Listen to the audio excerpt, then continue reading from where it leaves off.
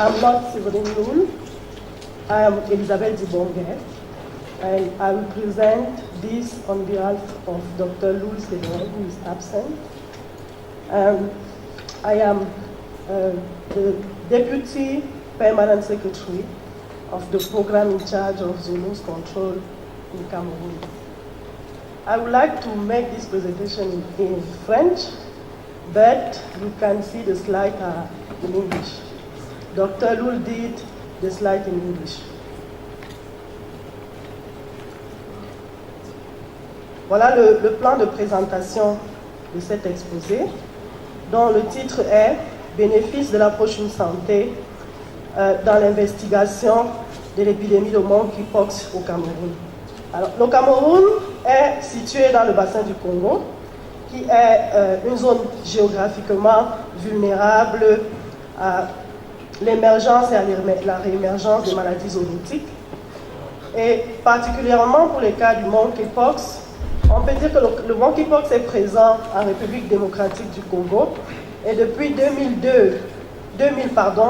il y a une suspicion de circulation du virus du monkeypox au Cameroun. Donc c'est une maladie zoonotique dont le virus semble proche du virus qui induit la variole, qui a été éliminée en 1980. Donc vous voyez dans les images, les manifestations du monkeypox, c'est l'image d'en haut, et en bas de la variole. Alors au Cameroun, nous avons adopté la stratégie nationale Une Santé, et nous avons élaboré et validé le programme national de lutte contre les zoonoses en mars 2012. Par la suite, en attendant l'implémentation sur le plan de l'infrastructure de ce programme, des points focaux ont été désignés pour gérer les activités du programme. Et ces points focaux, principalement, sont dans le ministère de la Santé publique, ministère en charge de la santé animale, ministère des Faunes et de l'Environnement. Alors, en juillet 2014, le 3 juillet précisément, nous avons eu une alerte des cas suspects de monkeypox dans une colonie de chimpanzés, dans un sanctuaire situé dans la région du centre du Cameroun. Et nous avons estimé opérationnaliser l'approche Une Santé du 4 au 7 juillet 2014. Les objectifs de cette investigation étaient principalement de déterminer la source de l'infection et l'étendue de l'épidémie. Et aussi, comme c'était la première fois que nous pouvions mener une investigation dans le cadre de l'approche Une Santé, c'était de déterminer les bénéfices de cette approche par rapport à la riposte contre cette épidémie. Donc, je vous présente ici l'équipe d'investigation composée essentiellement des points focaux des 4 ministères que je viens de citer et par le personnel local, donc, au niveau du district de santé, au niveau des différents sectoriels déconcentrés, les différents ministères qui nous accompagnaient sur le terrain. Cette équipe a également été renforcée par des experts venus du CDC à la demande de la directrice du sanctuaire pour effectuer le test sur le site. Alors, la méthode utilisée principalement, nous avons dû utiliser des équipements pour l'investigation, notamment les équipements de laboratoire. Nous avons, avant de partir, fait une revue de la littérature pour déterminer exactement de quelle maladie il s'agissait. Nous avons établi les rôles et responsabilités de chacun avant, pendant et après l'investigation. Nous avons établi un questionnaire. Nous avons également utilisé une méthode d'observation directe de l'environnement, le questionnaire également vis-à-vis de la communauté qui vivait autour du sanctuaire. Et nous avons fait des prélèvements des échantillons qui sont allés au laboratoire. Alors, pour évaluer le bénéfice de l'approche Une Santé, les éléments suivants ont été analysés. Donc, le nombre de jours pour mener cette investigation, le nombre de jours pour avoir l'autorisation administrative de descendre sur le terrain, le coût de l'investigation proprement dite et la collaboration entre l'OIE et le point focal du règlement sanitaire international au Cameroun. Donc ces éléments ont été analysés comparativement aux éléments qu'on aurait pu avoir lors d'une investigation normale qui est menée par chaque secteur, comme d'habitude. Alors voilà les résultats principaux de l'investigation. Donc nous avons trouvé dans ce sanctuaire 72 chimpanzés, et 6 de ces chimpanzés étaient victimes du monkeypox. Ces cas ont été confirmés. Nous avons eu un décès sur les 6 chimpanzés. Nous avons eu 25 contacts humains, principalement le personnel qui travaillait dans le sanctuaire. Nous avons noté également la présence dans l'environnement des rongeurs qui, nous savons, sont la source principale de transmission de la maladie.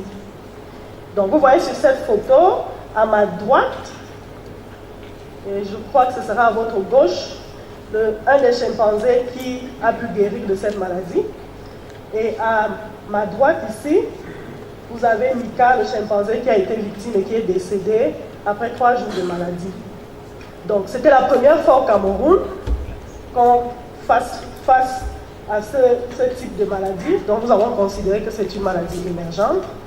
Et nous avons reporté à l'OIE. Et au cours de l'investigation préliminaire qui a été faite, la source de la maladie n'a pas pu être déterminée. Mais les hypothèses que nous avons eues au regard des analyses faites sur le terrain font état d'une source de contamination exogène au sanctuaire, parce que la dernière entrée d'animaux dans ce sanctuaire datait de 2003. Et comme on vous l'a dit tout à l'heure, on suspecte l'existence du virus dans la zone forestière du Cameroun depuis 2002. Je vous présente ici le résultat du premier prélèvement qui a été fait, dont le test qui a été fait sur site a montré que le virus qui était suspecté était celui de l'orthopox. Donc des analyses plus poussées ont été faites, le prélèvement a été transféré à l'étranger pour qu'on puisse déterminer si c'était effectivement le monkeypox. La confirmation nous a été donnée. Alors, parlant du bénéfice donc, de cette approche par rapport à cette investigation, nous l'avons analysé concernant le coût. Donc, nous avons estimé qu'en utilisant l'approche Une Santé, on a une réduction de 2/3 des dépenses qui auraient pu être effectuées si chaque ministère était allé de manière verticale sur le terrain pour mener son investigation.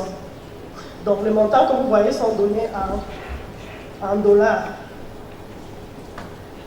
Par rapport au profit également, nous avons estimé qu'il y a un bénéfice parce que nous avons mené une investigation en 4 jours. En 15 jours, c'est comme ça que ça se fait normalement, c'est-à-dire depuis la phase de préparation, l'autorisation administrative et la saisine de tous les départements ministériels. Ici, l'alerte a été donnée par le point focal du ministère de la Santé qui a immédiatement saisi les autres départements ministériels. Et en 4 jours, l'investigation a pu être menée et le premier résultat a pu être donné. Donc, il y a également ces différents départements ministériels avec les points focaux.